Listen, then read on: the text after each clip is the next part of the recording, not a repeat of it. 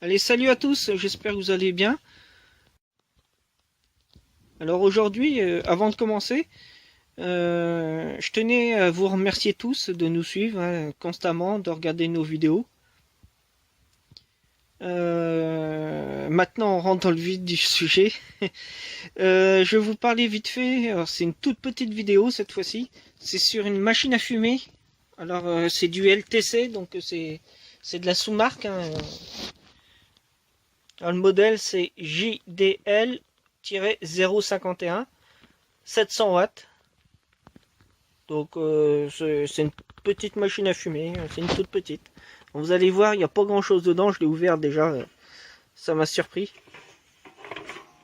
Alors, si on ouvre le carter, c'est un peu plus bas, on voit, il n'y a aucune carte électronique dedans en fait. Donc c'est vraiment du bas de gamme. Alors pour commencer, on a le bocal où on met le produit, pour faire de la fumée. On met là-dedans. Alors ça fait du bruit, je suis désolé. Ensuite, ici, là, on a une pompe qui permet de pomper le liquide qui est dans le bocal.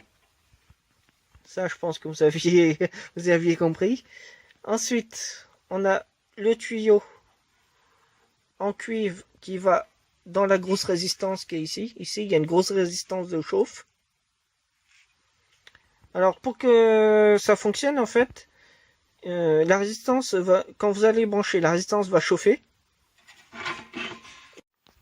Donc, ce petit composant là, ça va couper la chauffe. Et ce qui va permettre ensuite de pouvoir appuyer sur la télécommande pour faire sortir toute la fumée. Donc ici, vous avez, alors c'est emprisonné dans la ferraille, hein, je démontrerai ça après. C'est un fusible thermique. Alors lui aussi, il se coupe quand il est chaud, trop chaud.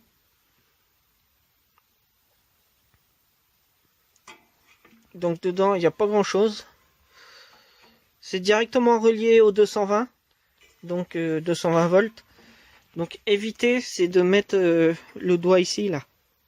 Vous voyez le petit bout de cuivre là qui sort de la machine à fumer. Si vous faites des soirées avec des machines à fumer, faites attention que les enfants n'aillent pas toucher ici, parce que, un, ça va être très chaud, ça brûle, et deux, ils risquent de se prendre une bonne décharge électrique. Donc vaut mieux faire gaffe. Vaut mieux faire attention, quoi. Cette machine à fumer, je vais la désosser, parce que on va pas se mentir, hein, c'est de la vraie daube. Hein. Moi, ça me viendrait pas l'idée d'utiliser ce genre de machine pour une soirée. Je vous le dis clairement. Alors, si le tuyau qui vient chercher le liquide dans le bocal est en couleur cuivre, c'est du cuivre d'ailleurs, c'est parce que la résistance chauffe et du coup on peut pas mettre un tuyau en plastique ou en caoutchouc, sinon ça prendrait feu. Alors, je vais pas récupérer grand chose dedans.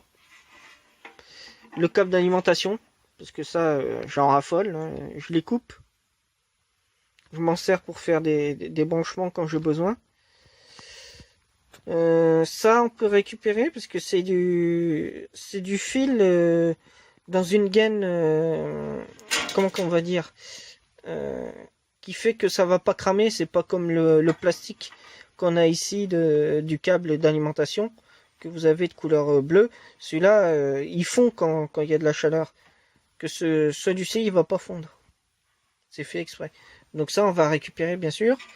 Je vais tester le fusible thermique ensuite, après, pour vérifier s'il est bon. S'il est bon, je le garde, parce que ça sert...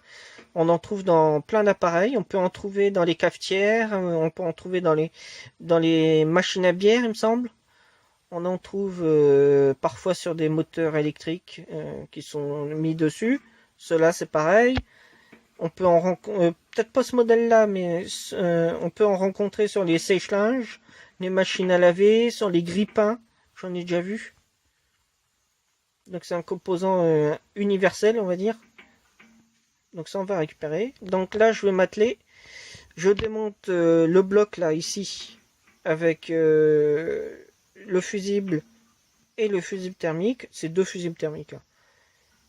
Je les démonte, je débranche les fils qui alimentent ça, et puis je reviens vers vous après avec les éléments. Je vais démonter aussi le... Il y a juste un écrou à tourner pour enlever la pompe. Et puis je vais sortir tout ça, puis je vais vous faire voir... On va voir ça de plus près, quoi. Alors voici ce qu'on trouve à l'intérieur.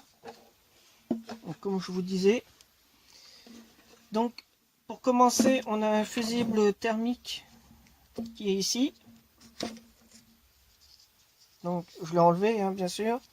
Je fais coulisser ce bout de gaine rétractable.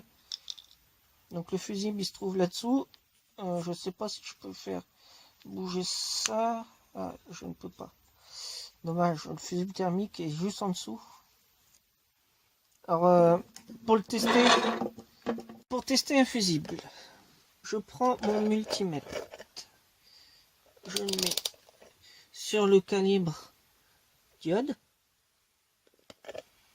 Alors, quand je mets mes 2 pointes de touche ensemble, est-ce qu'on voit ma rouge? Ah, on voit pas la rouge. Ah, voilà. Ça sonne. Alors un fusible normal, en voici un. Donc je mets mes 2 pointes de touche dessus. Ça sonne. C'est que le fusible est bon. Alors maintenant je vais faire la même chose avec notre fusible thermique qu'on avait dans la machine à fumer. De chaque côté du fil, ça sonne.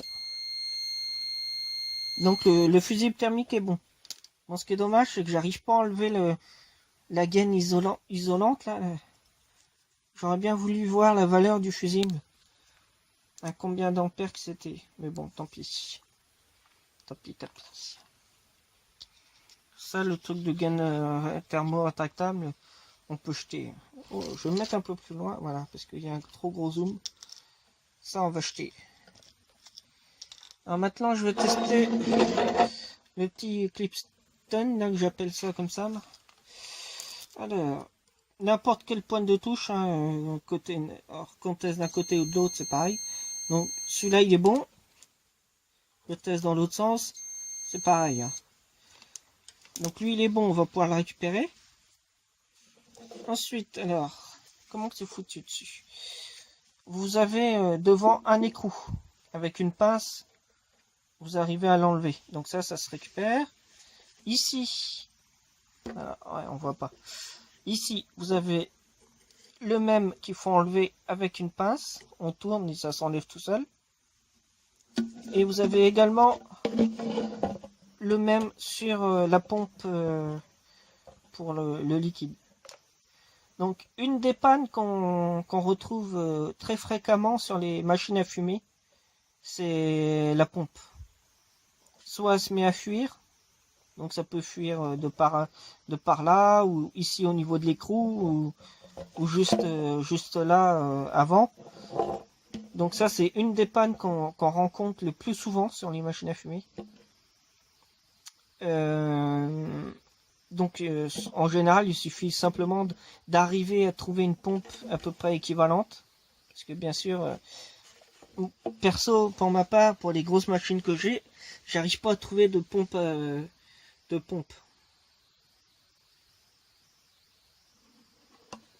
Donc celle-là ici elle est morte, hein, elle fuit. Donc c'est pour ça que ça vaut même pas le coup de réparer une machine comme ça. Et en plus il n'y a pas la télécommande qui est livrée avec. Alors. Je vais éteindre le multimètre. Voilà. Donc je vais enlever les écrous. Je vous dis à tout de suite. Hein. Bon. Alors avant d'enlever les écrous, je vais enlever tout ce machin blanc qu'on a de partout là. Je vais enlever ça. Ça va être vite fait. C'est juste pour vous faire voir comment que c'est foutu en fait.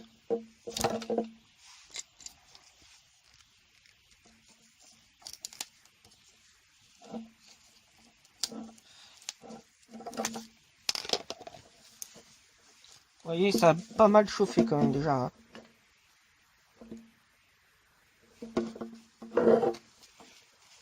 Pour une fois, je tiens pas le téléphone. J'ai du mal à bien me mettre pas trop devant pour pas qu'il y ait un trop gros zoom, que vous puissiez voir. Donc voilà, ça c'est enlevé. Donc en fait, c'est tout simplement un bloc d'aluminium. Et dedans, on a mis une grosse résistance de puissance. Un peu comme une résistance, c'est exactement la même chose. D'ailleurs, j'ai dit un peu. C'est comme les résistances qu'on trouve dans les fours. C'est exactement pareil. Voilà. Là, j'ai enlevé le fil. Donc ça sert plus à rien. Hein. Là, c'était le 220 qui arrivait là-dedans. Au revoir. Pareil. Ce fil-là va dégager. Voilà. Il ne reste plus grand-chose. Alors, je vais enlever les vis pour récupérer ça. Je fais ça tout de suite.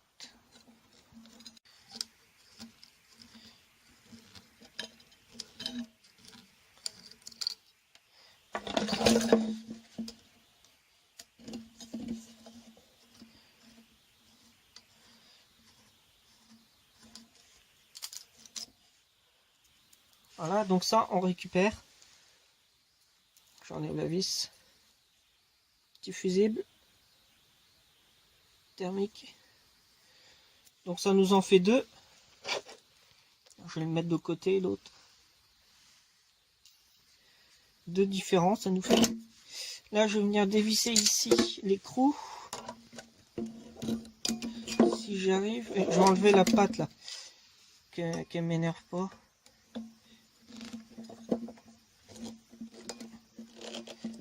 Il faut le tournevis, le gros.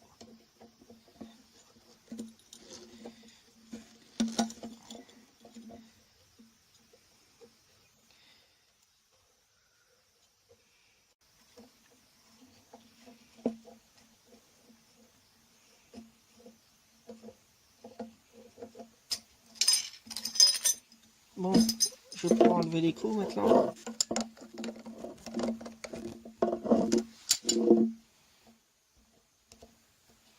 Après, on peut le tourner à la main.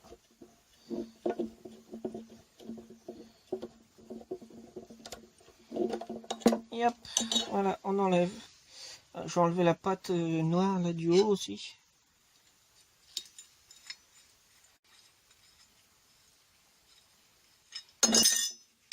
Voilà, on a notre bloc. Ces deux morceaux d'aluminium, on met la résistance dedans. Et après, on vient souder de chaque côté. Pour tenir les deux blocs d'alu. Donc là, c'est pareil, je vais vérifier que ma résistance est bonne. Parce que ça, je ne l'ai même pas fait. Alors, je me mets en mode home.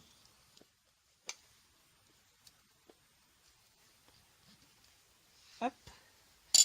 Et j'obtiens donc ce mètre sur le calibre 200 ohms. Je vous fais voir, attendez, hop. 200 ohms. Et j'ai 76,6 ohms. Donc la résistance est bonne. Là, ça tient pas le pied. Là. Donc la résistance est bonne. Donc ça, ce bloc-là, je vais le récupérer également. Ça peut servir pour n'importe quel montage. Ah, j'en garde des choses. Hein.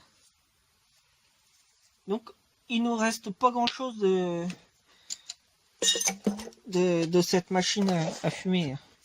Ça, c'est mon fusible, on s'en fout. Alors, je vais démonter ici aussi pour récupérer le tuyau de cuivre. Je desserre l'écrou, si il veut bien. Alors, aussi, une chose, quand vous changez la pompe, ou quand vous enlevez l'écrou, pensez bien à remettre du film. On peut trouver ça dans tous les magasins. C'est du film pour éviter les fuites. Le petit film blanc là qu'on voit. Donc n'hésitez pas à en remettre. Hein. Parce que quand il y a des fuites dans la machine à fumer, ça a tendance, la ferraille de la machine a tendance à rouiller à plein. Et après, bah, c'est mort. Hein.